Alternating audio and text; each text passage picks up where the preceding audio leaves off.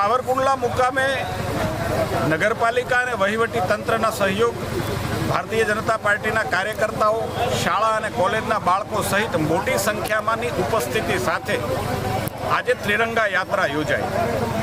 દેશની આઝાદીની અંદર લાખો લોકોની શહાદતના પરિણામે મહામળેલી આઝાદી અને એના ઇતિહાસની ઝાંખી કરાવતી આજની યાત્રા એ શહીદોને વંદન માટે, ઇતિહાસને તાજો કરવા માટે, નવી પેઢીને ઇતિહાસ કંઈક ને કંઈક માર્ગદર્શન આપે, દિશા સૂચન કરે, એના માટેની પ્રેરણા મળે એટલા માટે દેશભરની અંદર આ પ્રકારની ત્રિરંગા યાત્રાનું આયોજન થયું છે।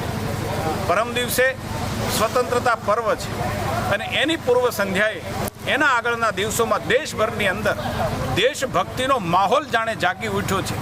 દેશના વ્યક્તિમાં આઝાદ હિન્દુસ્તાન માટે ગર્વ લેવાની પળો અને એના ઇતિહાસને વાગોળવાનું વાતાવરણ મને તમને જ્યાં ને ત્યાં નજરે પડે છે।